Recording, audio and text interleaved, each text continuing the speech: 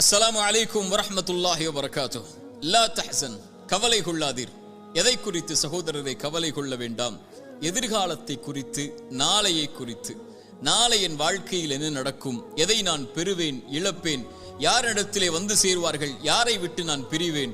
ஒருவேளை என்னுடைய தொழிலில் நஷ்டம் ஏற்பட்டால், ஒருவேளை எனக்கு வேலையை அவர்கள் நிறுத்திவிட்டால், ஒருவேளை நான் மரணித்து விட்டால் என் குடும்பத்தின் நிலைமை என்ன? பிள்ளைகளின் எதிர்காலம் என்ன? ஒருவேளை என்ற 1000 எதிர்காலத்தை பற்றிய கேள்விகளின் பயத்தோடு ஒரு மனிதன் இன்றைய நேரத்தை கழிப்பதால் அந்த பயமே அவனுடைய இன்றைய நாளையும் அழித்து நிகழ்காலத்தை தரைமட்டமாக்கி விடுகிறது. அந்த கவலையிலேயே மூழ்கி எதிர்காலத்தை நோக்கி நகராமல் இருளில் ஒரு மனிதன் தன்னை ஆக்கிக் கொள்கிறான். என் தோழனே, என் சகோதரனே, நாளை என் வாழ்வில் என்ன நடக்கும்? நான் எதை நோக்கி செல்கிறேன்? எதை நான் பெறுவேன் என்ற கல்வி யாரிடத்தில் இருக்கிறது? இறைவன் சொல்லுகிறான், எந்த ஒரு உயிரும் அறியாது அது நாளை எதை செய்யும் என்று. இறைவன் மேலும் சொல்லுகிறான், ஒரு செயலை நாளை நான் செய்வேன் என்று சொல்லாதீர்கள். எதுவரை? இறைவன் நாடினாலே அன்றி என்ற வார்த்தையை சேர்க்காமல் என்ன சொல்ல வருகிறான்? எதிர்காலத்தை பற்றிய எல்லா கல்வியும் இறைவன் ஒருவனிடத்தில் தான் இருக்கிறது. இறைத்தூதர் ஸல்லல்லாஹு அலைஹி வஸல்லம் சொன்னார்கள், இந்த வானங்கள் பூமிகளை இறைவன் படைப்பதற்கு முன்னதாக 50,000 ஆண்டுகளுக்கு முன்னதாகவே மனிதர்களின் விதியை இறைவன் எழுதிவிட்டான். எவ்வளவு நாள் இவன் வாழ்வான், எவ்வளவு நாளில் மரணிப்பான், எதை பெறுவான், எதை இழப்பான், இவனுடைய வாழ்வாதாரம் என்ன, இவனுடைய சொத்து என்ன, இவனுடைய நஷ்டம் என்ன, இவனுடைய உறவு என்ன, இவன் பிரிவது என்ன, எல்லாம் எழுதப்பட்டு விட்டது. வானங்கள் பூமி படைப்பதற்கு 50,000 ஆண்டுகளுக்கு முன்னதாகவே தாயுடைய கருவறையில் அவன் இருக்கும் போதே மீண்டும் அதை உறுதிப்படுத்தினான். இறைத்தூதர் ஸல்லல்லாஹு அலைஹி வஸல்லம் சொன்னார்கள், நல்லா கேட்டுக்கோங்க, உள்ளத்தை தட்டி இந்த ஹதீஸ் அந்த உள்ளத்துக்கு சொல்லிக் கொடுங்க.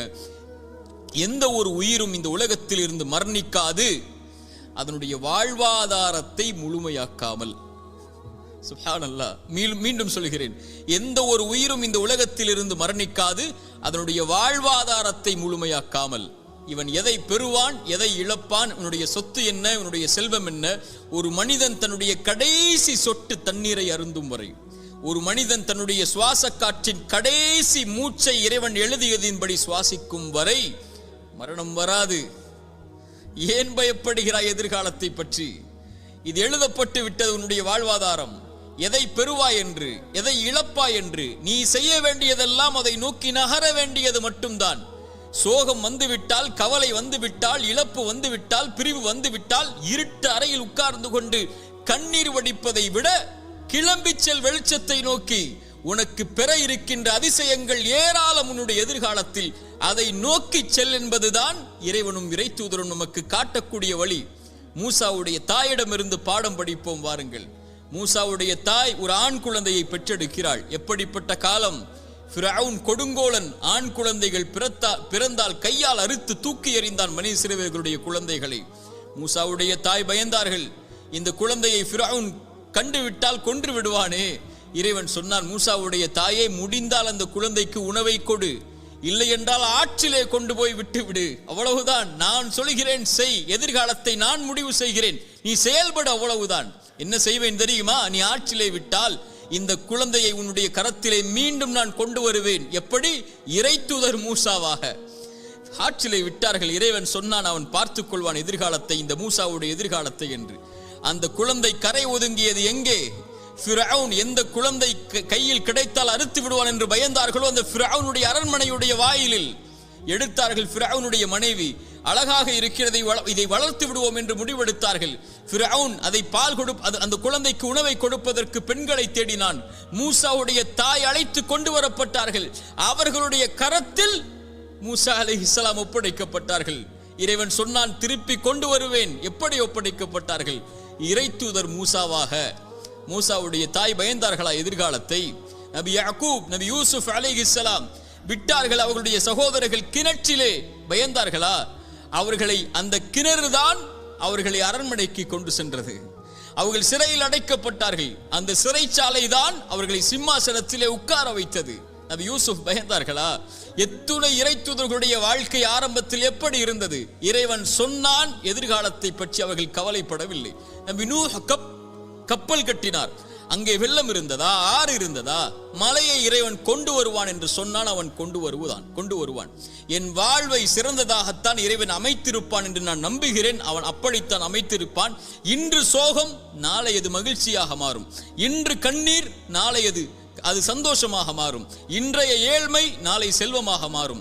இன்றைய குழந்தையின்மை நாளை சிறந்த குழந்தையாக மாறும். இன்றைய உறவின் பிரிவு இதைவிட சிறந்த உறவை எனக்கு கொடுப்பான். இன்றைய இழப்பு இதைவிட அல்லாஹ் என்னை படைத்த இறைவன் இதைவிட சிறந்த ஒன்றை எனக்கு கொடுப்பான் என்ற நம்பிக்கையில் அவன் நகர்வான் வாழ்க்கையில். இறைத்தூதர் ஸல்லல்லாஹு அலைஹி வஸல்லம் சொன்னார்கள், இறைவன் மீது வைக்க வேண்டிய நம்பிக்கையை நீங்கள் உறுதியாக வைத்தால் எல்லா நேரங்களிலும் என் இறைவன் மீது நம்பிக்கை வைக்கிறேன், அவன் எனக்கு போதுமானவன். இன்றைய கஷ்டத்தை நீக்குவதற்கு அவன் எனக்கு வாக்கு கொடுத்திருக்கிறான்.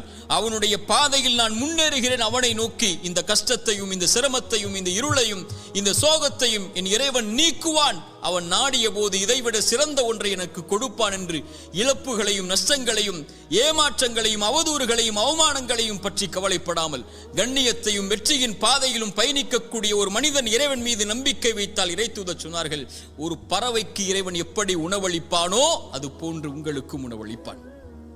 அவ்வளவுதான். பறவைக்கு உணவளிக்கக்கூடியவன் உங்களுக்கும் உணவளிப்பான். ஆனால் அந்த பறவை, இறைத்தூதர் சொன்னார்கள், காலையில் வயிறு காலியாக செல்கிறது, மாலை வயிறு நிரம்ப திரும்பி வருகிறது. அது காலையில் பசியாகத்தான் போகிறது. ஏன்? அது கூட்டுக்குள்ளேயே உட்கார்ந்து கொண்டு எனக்கு இறைவன் இந்த கூட்டில் உணவளிப்பான் என்று எதிர்காலத்தை பற்றிய பயத்தோடு உட்கார்ந்து இருக்கவில்லை. கிளம்பி செல்கிறது இறைவன் உணவளிப்பான் என்று. மாலையில் வயிறு நிரம்ப வருகிறது. அதுபோல் இறைவன் மீது வைக்க வேண்டிய நம்பிக்கையை உறுதியாக திடமாக தெளிவாக நீங்கள் வைத்தால் என் இறைவன் என்னை ஒருபோதும் கைவிட மாட்டான் என்று இந்த பறவைக்கு உணவளிப்பதை போல் இறைவன் உங்களுக்கும் உணவளிப்பான். நான் எப்போதும் சொல்வதுதான் ஒரு அறிஞருடைய வார்த்தை. ஒரு இருள் சூழ்ந்த நேரத்தில் ஒரு இருண்ட பாறையில் ஒரு கருப்பு எறும்பு ஊர்ந்து சென்றால் அதை இறைவன் கண்காணிக்கிறான். அது நடக்கக்கூடிய சப்தத்தை இறைவன் கேட்கிறான். அது உள்ளத்திலே எண்ணக்கூடிய எண்ணங்களை இறைவன் அறிகிறான் என்றால், என் கண்ணீரையும் என் சோகத்தையும் என் கவலைகளையும் என் துக்கத்தையும் என் இறைவன் அறியாமல் இருப்பானா? அவன் சொல்லுவதெல்லாம் கிளம்பிச்சல். இருளில் உட்காராதே, சோகம் வந்துவிட்டால். தனிமையில் உட்கார்ந்து கலங்கிக் கொண்டிருக்காதே, பிரிவு வந்துவிட்டால். ஒன்றை இழந்து விட்டால் துவண்டு விடாதே, கிளம்பி செல். அடுத்தடுத்த வாழ்க்கை உனக்கு எதிர்நோக்கி இருக்கக்கூடிய அதிசயங்கள் ஏராளம். உட்கார்ந்து கொண்டால் கிடைத்து விடாது மானிடா, கிளம்பி செல். இறைவன் உன்னை சிறந்த வாழ்க்கையில் வாழ வைப்பான்.